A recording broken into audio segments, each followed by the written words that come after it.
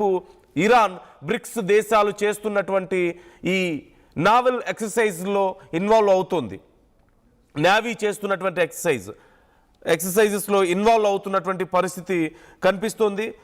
ఇప్పుడు బ్రిక్స్ దేశాలు ప్రధానంగా చైనా, రష్యా, ఇరాన్ ఈ 3 దేశాలు కూడా బ్రిక్స్లో ఒక భాగంగా ఉన్నాయి.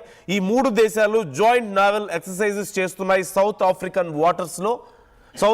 వాటర్స్లో. ఈ సమయంలో సహజంగా ఎవ్రీ ఇయర్ అక్కడ నావల్ ఎక్సర్సైజెస్ జరుగుతాయి. ఇప్పుడు వాటిల్లో ఇరాన్ కూడా జాయిన్ అయింది. అండ్ బ్రిక్స్ దేశాలు ఇలా ఐకమత్యంగా ఉండడం పట్ల ట్రంప్ చాలా ఆగ్రహం వ్యక్తం చేస్తున్నాడు. BRICS plus countries, not just BRICS. సహజంగా మనందరికీ తెలుసు బ్రిక్స్ అంటే Brazil, Russia, India, China and South Africa. And వాటికి తోడు మరికొన్ని కంట్రీస్ జాయిన్ అయ్యాయి. Iran, UAE, Egypt, Ethiopia, Indonesia, ఇలా కొన్ని కంట్రీస్ జాయిన్ అయ్యాయి, సౌదీ అరేబియా. ఇలా జాయిన్ అయిన నేపథ్యంలో వీటిని బ్రిక్స్ ప్లస్ కంట్రీస్ అంటున్నారు. ఈ కంట్రీస్ అన్ని ఏకమయ్యే ప్రయత్నం చేస్తున్నాయి, మరింత బలంగా కలిసి నావల్ ఎక్సర్సైజెస్ అలాగే కొన్ని డిఫెన్స్ ఎక్సర్సైజెస్ చేసే ప్రయత్నాలు చేస్తున్న నేపథ్యంలో అమెరికా ఈ విషయంలో కొంత ఆందోళన వ్యక్తం చేస్తుంది. అమెరికా ఈ saying anti American politics, BRICS చేసేవన్నీ కూడా యాంటీ అమెరికన్ పాలిటిక్స్ అంటూ చెప్తుంది. మరోవైపు రష్యా ఒకవేళ ఇరాన్కి ఈ విషయంలో మద్దతుగా నిలుస్తుందా అనేటువంటి చర్చ పెద్ద ఎత్తున జరుగుతుంది. ఇన్ కేస్ రష్యా కనుక ఇప్పుడు ఇన్వాల్వ్ అయితే అమెరికా దూకుడికి అడ్డుకట్ట వేసే అవకాశం కనిపిస్తోంది వెరీ క్లియర్గా. ఓ పక్క వెనుజులా విషయంలో ఇప్పటికే చైనా చాలా సీరియస్గా ఉంది. అండ్ చైనా ఈ అవకాశాన్ని తనకు అనుగుణంగా అంటే తనకు అనుకూలంగా మార్చుకొని తైవాన్ మీద పూర్తిగా ఆధిపత్యాన్ని చూపించే అవకాశం కనిపిస్తుంది. మరోవైపు రష్యా అడుగుతోంది, నువ్వు వెనుజులా మీద అలా దాడి చేస్తావు, నేను ఉక్రెయిన్ మీద చేయకూడదా అని ఇప్పుడు అమెరికాని అడుగుతోంది. ఇలా అన్ని దేశాలు అమెరికా వైఖరిని తప్పుపడుతున్నాయి.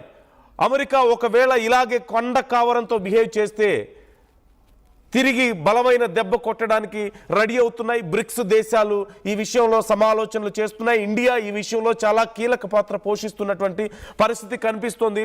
And very clear update, very recent update is America any time ఇరాన్లోకి ఎంటర్ అయ్యే అవకాశం కనిపిస్తుంది.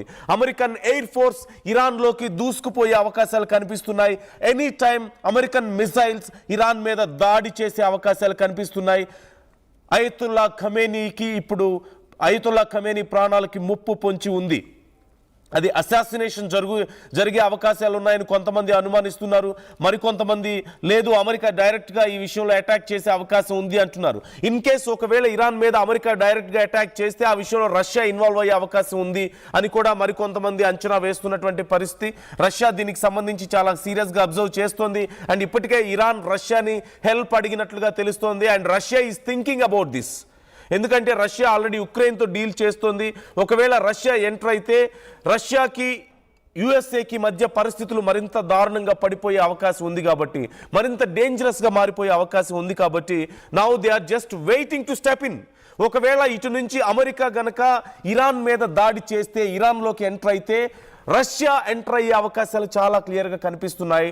And that will lead to third world war, 3వ ప్రపంచ యుద్ధానికి ఇవి దారి తీసే అవకాశాలు కనిపిస్తున్నాయి. Just see the unrest worldwide. ఒక్కసారి మీరు చూడండి ఎంత భయంకరమైన పరిస్థితులు ఉన్నాయో.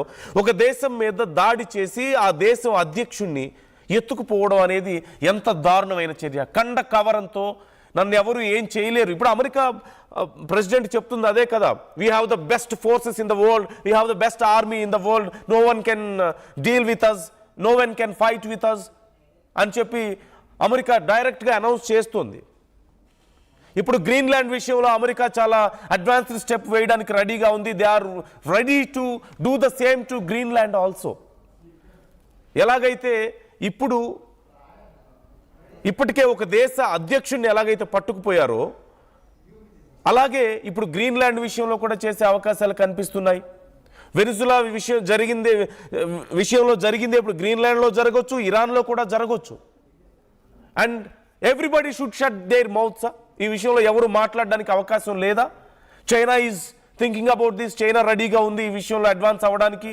మరోవైపు రష్యా రెడీగా ఉంది అడ్వాన్స్ అవ్వడానికి. ఉత్తర కొరియా ఇప్పటికే అమెరికాకి వార్నింగ్ ఇచ్చింది, we are observing the situation, this is not right అని చెప్పి. అండ్ మరోవైపు ఇండియా, చైనా లాంటి దేశాల మీద 500% టారిఫ్లు వేయడానికి అమెరికా సిద్ధమవుతున్నటువంటి పరిస్థితి కనిపిస్తుంది. So it's a very much clear unrest situation world వైడ్గా కనిపిస్తుంది. ఇస్లామిక్ కంట్రీస్లో సిచ్యువేషన్ దారుణంగా ఉంది. మరోవైపు అమెరికా చాలా దేశాల్లో కావాలని అన్రెస్ట్ను క్రియేట్ చేస్తుంది. బట్ ఆఫ్టర్ ఆల్ ఏం చేయబోతుంది అమెరికా? ఏం సాధించబోతోంది అంటే ఆయిలా, లేదంటే కొన్ని దేశాల్లో ఉన్నటువంటి ఖనిజ నిక్షేపాల?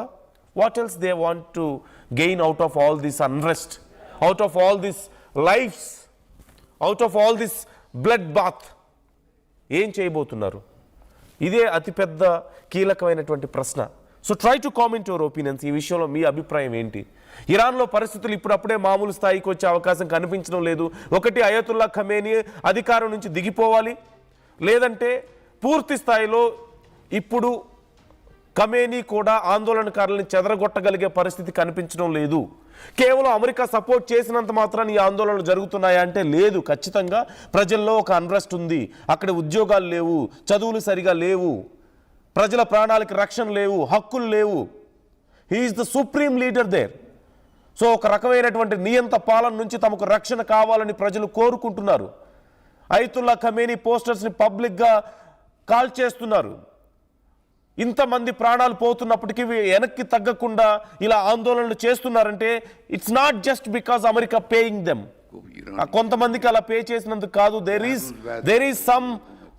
there is lot of pain behind all this. ఖచ్చితంగా they really want some change in their country, in their place. దానికోసమే ఇప్పుడు ఈ ఆందోళనలన్నీ కనిపిస్తున్నాయి. సో సిచ్యువేషన్ చాలా సీరియస్గా ఉంది. ఇలాగే గనక కొనసాగితే, చాలా మంది ఎక్స్పర్ట్స్ చెప్తున్నారు, if America is doing like this for some more time, ఇలాగే పరిస్థితులు ఉంటే మరికొంత కాలం, ఇట్స్ గోయింగ్ టు సిచ్యువేషన్ చాలా వర్స్ట్గా ఉండబోతుంది. It's going to be more worst and మూడో ప్రపంచ యుద్ధానికి దారి తీసే అవకాశాలు ఉన్నాయంటూ చాలామంది భయపడుతున్నారు. So try to comment your opinions. మరొక్కసారి ఖమేనీ ఏమన్నారు, దానికి ట్రంప్ ఏమంటున్నారు అనేది నేను మీకు చూపిస్తున్నాను, వినిపిస్తాను. And just imagine one more time, I'm just talking out of pain. They are just firing with machine guns on అక్కడ ప్రొటెస్ట్ చేస్తున్న వాళ్ళ మీద, ప్రొటెస్టర్స్, అండ్ వందల మంది ప్రాణాలు కోల్పోతున్నారు. Just take a look. So Iran's in big trouble. It looks to me that the people are taking over certain cities that nobody thought were really possible just a few weeks ago. We're watching the situation very carefully. I've made the statement very strongly that if they start killing people like they have in the past, we will get involved. We'll be hitting them very hard where it hurts. And that doesn't mean boots on the ground, but it means hitting them very, very hard where it hurts. So we don't want that to happen.